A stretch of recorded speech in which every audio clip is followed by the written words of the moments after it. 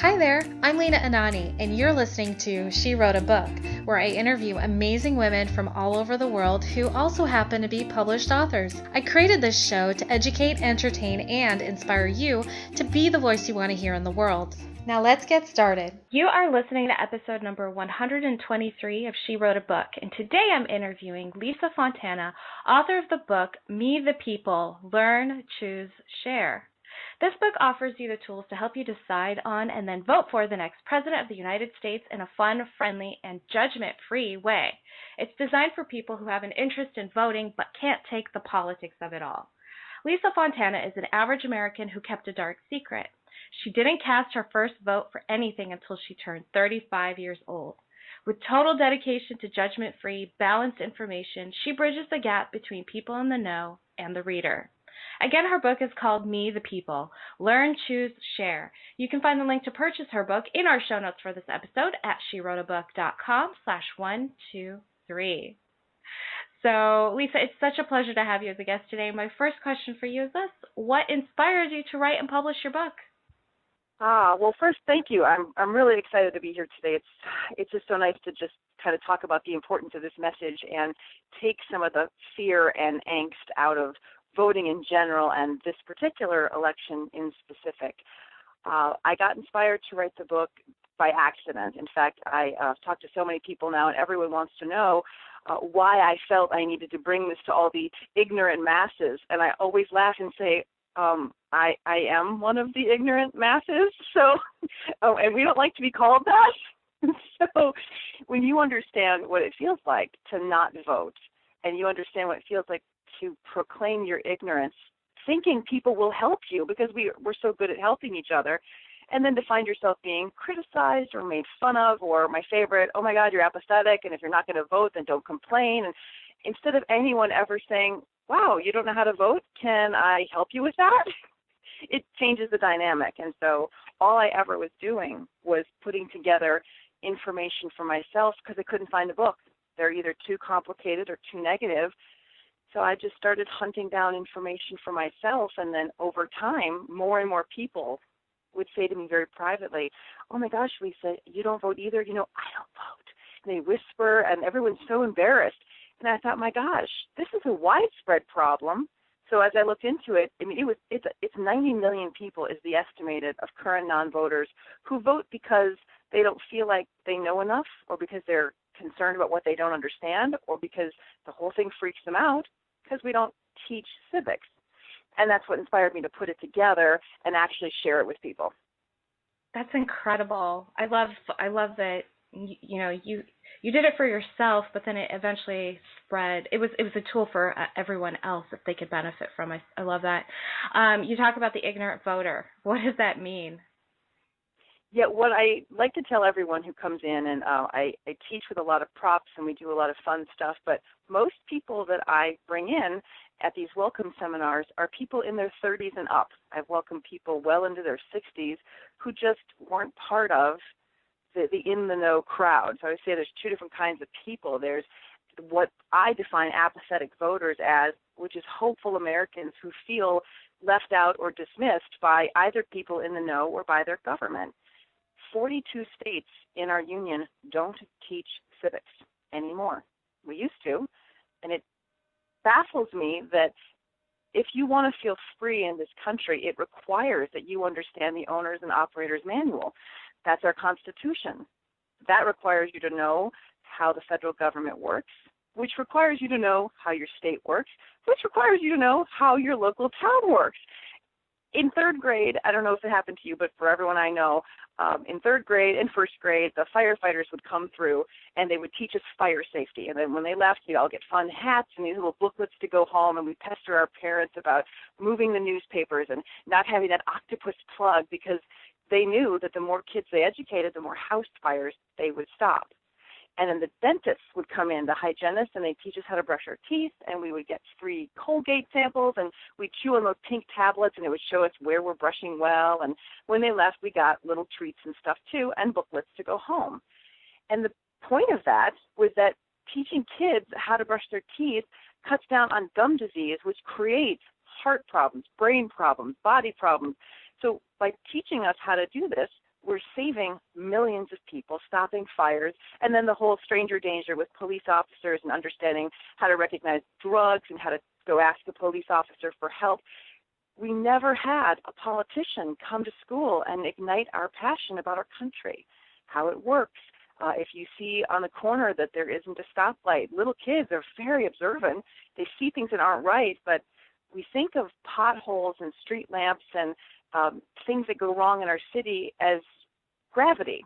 I have no control over gravity, and I have no control over what happens in my town or my state or my government. It's not true, but the reason we feel that way is no one bothered to share that info with us. Lisa, why do you think that is? Why didn't they teach us civics at a younger age?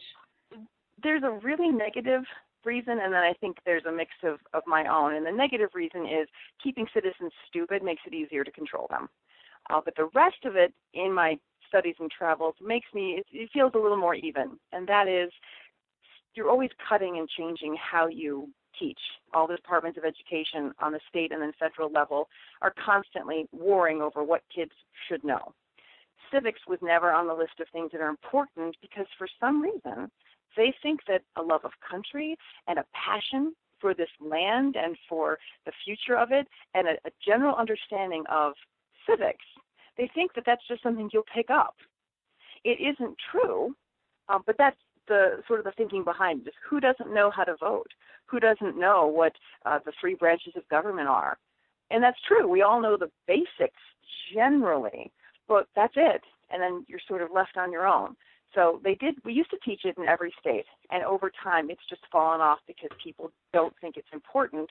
And I think this year among all, you've seen why it's so important. People are angry because their government's not serving them, but we really don't know how to make them serve us. The more of us who learn that, the easier this will be. We won't have to have such crazy, contentious voting years. We can, in fact, learn to lobby our Congress for a redress of grievances and understand local, state, and federal and our place in it. It's pretty easy, but it's just something that, for some reason, all the departments of education have decided not that important. So what do you think about the generation who did have that education growing up but has still become apathetic, still thinks, oh, you know what, I'm just not going to vote? It does depend on, I say that there's always going to be a small group of people that if you lit them on fire, if they didn't vote, they'd just stand there and burn. But more and more people, it has to do typically with either their experience. So, for example, most people go to the DMV if they want to get their voting card. Most people don't know you can go so many other places. Well, the Department of Motor Vehicles shouldn't be the standard bearer for our government. They're filled with not happy people on government salaries and government attitudes. And I know very few people who leave going, oh, yay, what a great day at the DMV. And so more and more people, they start with this turned off feeling. I used to work introducing people when they would come to town. I worked for an events company, and we would pick people up at the airport, put them in their cars, and then we'd be with them for the week of a convention or conference. And most of the time I spent meeting them at the airport was calming them down in the baggage area because the police department at O'Hare is so contentious and so rude that they've got lots of pressures. But by the time they would get off a plane and feel like they were in Chicago, they were miserable. They felt very out of place and very upset. And I would spend more time saying, Dad, don't worry. They're doing a different kind of job. The city's lovely. It's filled with great people. And you spend a lot of time trying to undo negative images. So if you had a bad first experience or you went to vote, 25% of people who go in to vote, their vote doesn't get to count because there was some sort of mix-up at the election at the polling place. And it didn't get fixed because either the person who was handling it, who was an election judge, didn't know enough, or the person trying to vote didn't know their rights. And so 25% in Illinois tend to leave, having not gotten the chance to vote or perhaps only getting a provisional ballot. And when you leave, you think, I'm never coming back. So a lot of those people who have these strong attitudes, one thing or another about the process turned them off, or specifically something didn't go their way that they cared about, and then they just turned off the politics or their government altogether. If I let them talk long enough, and you understand where that person's coming from, you usually can find and pinpoint that area, and then we address it. I let them talk. I ask for their feedback. Once you kind of address it, then your brain goes, oh, I see where I can be, either to fix what I don't like or to come back in, to lean into politics in my own way, whatever that might mean to you. That's fantastic. So for people who are ready to vote but just don't know how, what steps can a person take to register, to decide, vote for the next president? You know, it just seems like so much information for someone who's not familiar with the process. What would be the best first steps for them to take? The first easiest step is to register to vote, and that's where the wheels come off for a lot of people because they don't know how to do it, and if they think they have to go to the DMV, then they're out. And I get that. Most states, you can either register online or you can download the registration off the internet at vote411.org. All you have to do is let them walk you through the process. It'll ask you for your information, your name, your street, your zip code, and then it will tell you, based on your state, here's how it happens. If you can register online, it'll pop up with a great button. Click on it. It'll take you over. If you have to download the ballot, it will tell you how to download the ballot. It's a very accessible place because everybody wants everybody to vote. The other place you can go is iwillvote.com. That's a newer website. All the same information. Once you've registered, now you've maintained your right. If you get up on voting day and say, look, I'm out, this is too much, I can't deal with it, that's okay. But I, for you, want it to be your choice. If you get to Election Day and say, oh my gosh, I feel great, I looked over Lisa's book and I learned some stuff and I feel really confident, and then you can't vote because you didn't register, I want to spare anybody that angst. So that's step one.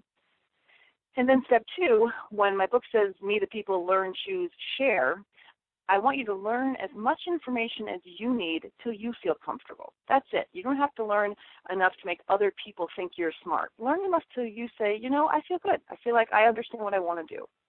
And then you choose who you want to vote for. And if you can't feel like you're getting an understanding of who to vote for, the contentiousness on TV is, I'll grant you, really negative. There's a section in my book called Liar, Liar, and it's a set of factual websites.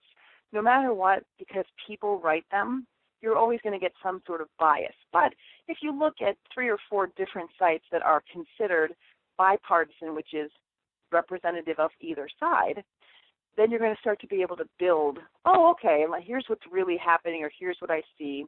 And then the last thing I tell people is most people have opinions. And I like that. That's what you want. But what we haven't done is given them form.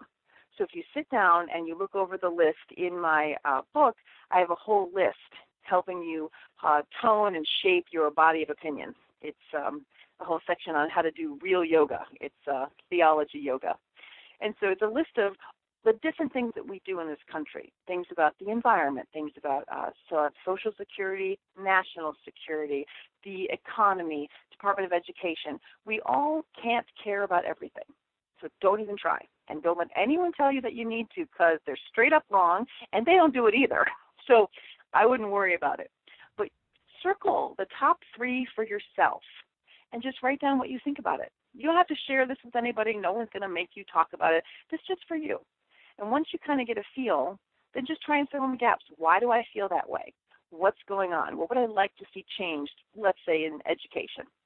And once you can start to see a pattern of how you really feel, well, now you have a body of opinions.